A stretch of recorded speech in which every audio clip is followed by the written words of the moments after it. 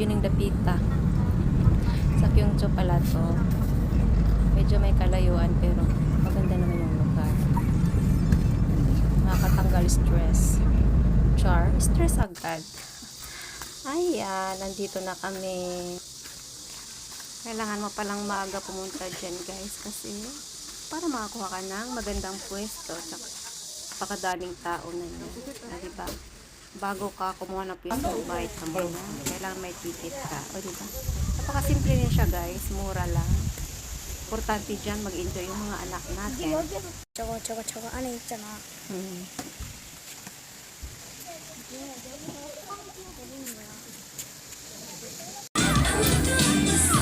그러니까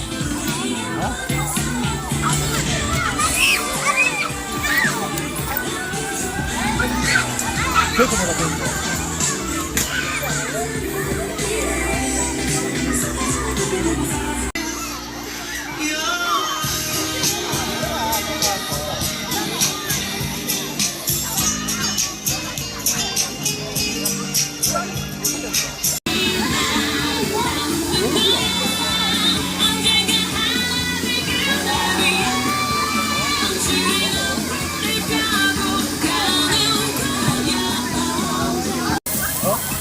슈가 슈.